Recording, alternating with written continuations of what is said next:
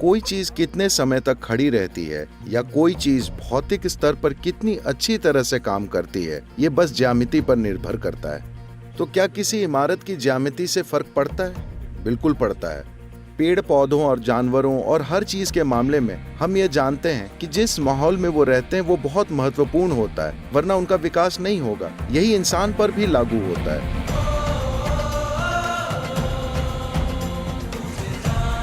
देखिए, कोई चीज कितने समय तक खड़ी रहती है या कोई चीज भौतिक स्तर पर कितनी अच्छी तरह से काम करती है, ये बस ज्यामिति पर निर्भर करता है। मेरा मतलब आपके शरीर से भी है। आपके बैठने के तरीके से तय होगा कि आपके शरीर के अलग अलग अंग कितने समय तक चलेंगे, आप कैसे खड़े होते हैं, कैसे चलते हैं। योग की पूरी पद्धति आपकी ज्यामिति को विशाल ब्रह्मांडीय ज्यामिति की सीध में लाने से संबंधित है, ताकि आप कम से कम टकराव के साथ काम कर सकें। अगर आप क्या यहाँ मैकेनिकल इंजीनियर मौजूद हैं? अगर आप कहते हैं कि कोई मशीन बहुत अच्छी है, तो आप दरअसल ये कह रहे हैं कि इसकी ज्यामिति अच्छे से सीध में है। ज्यामिति के तालमेल में ना होने का मतलब बहुत सारा टकराव है ना? तो ये आपके शरीर पर भी लागू होता है। ये हर आकार और रूप पर लागू होता है। ब्रह्मांड में काम करने वाली हर चीज को ज्यामितिक रूप से तालमेल में होना होगा, वरना वो गड़बड़ी पैदा करेगी। तो क्या किसी इमारत की ज्यामिति से फर्क पड़ता है? बिल्कुल पड़ता है।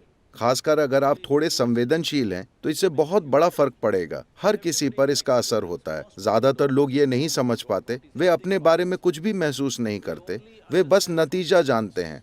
वे सिर्फ इतना जानते हैं कि मुझे अच्छा नहीं लग रहा। वो ये नहीं जानते कि उन्हें अच्छा क्यों नहीं लग रहा।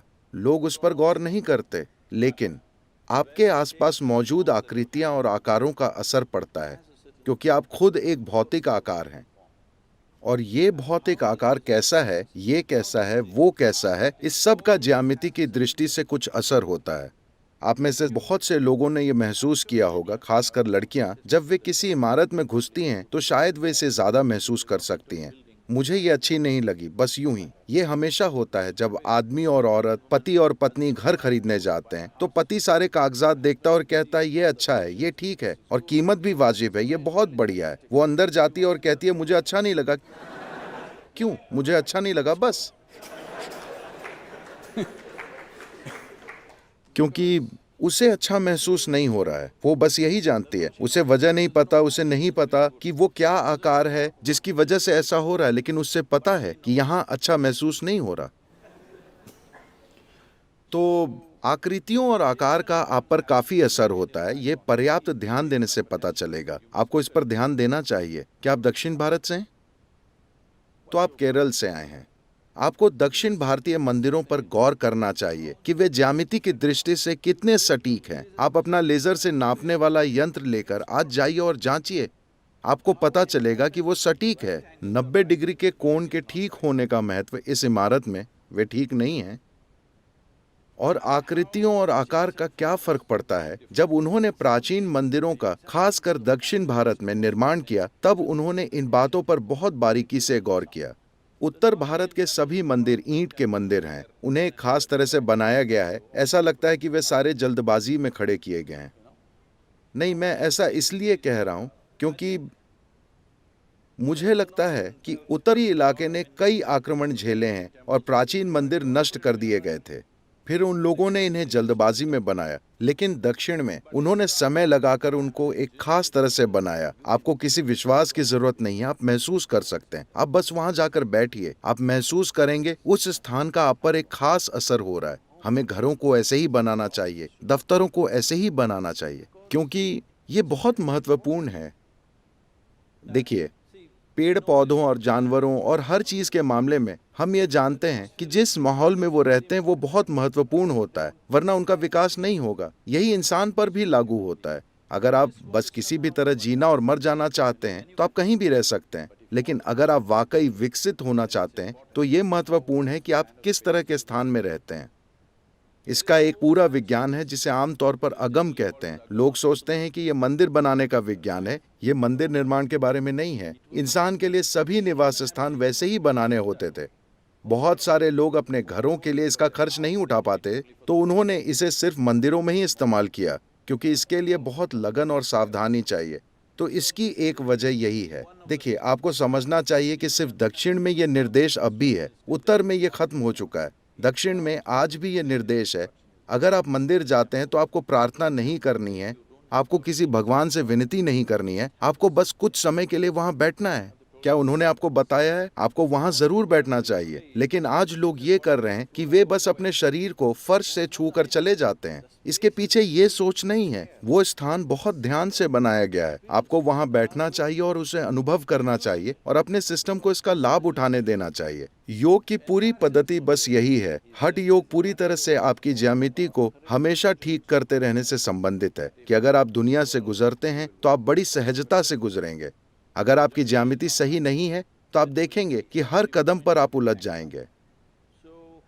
तो आज भारत में वास्तुकला को देखें तो बस कुछ को छोड़कर जिन नई इमारतों का निर्माण किया जा रहा है, दुर्भाग्य से हमारे अंदर एक गंभीर मानसिक गुलामी है। जो भी पश्चिमी देशों में किया जा रहा है, हम भी वही कर रहे हैं, बिना अपने मौसम को ध्यान में रखे, बिना यहाँ के तापमान और हर चीज का ख्याल किए, बस यूं ही। यहाँ तक कि हमारा पहनावा भी ज्यादातर वैसा है। अगर आप आईआईटी से पढ़कर निकलते हैं तो शायद आप में से ज्यादातर सूट पहनेंगे कोट के साथ और अपने गले में एक फंदा।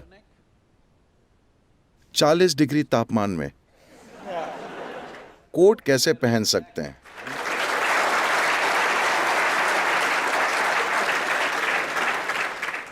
मैं किसी महत्वपूर्ण सीईओ से मुलाकात कर रहा था और मैंने उनसे कहा, देखिए, आपकी बोर्ड मीटिंग में कई कंपनियों में जरूरी है कि वे कोट और टाई पहने हुए हों। मैंने कहा, सीईओ का मतलब है कि लोग उससे उम्मीद करते हैं कि वो सबसे समझदारी का काम करेगा।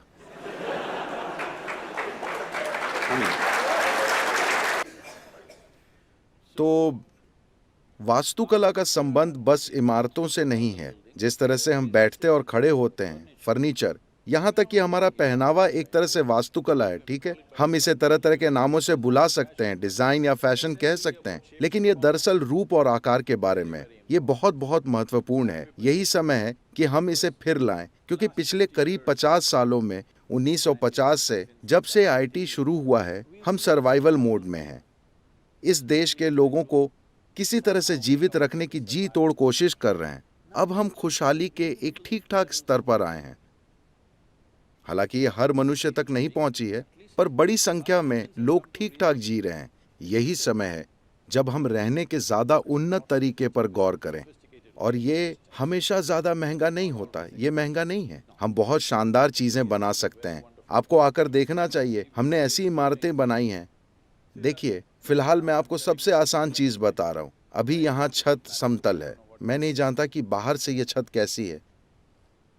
क्या ये ए फ्रेम है? ये एक ए फ्रेम है।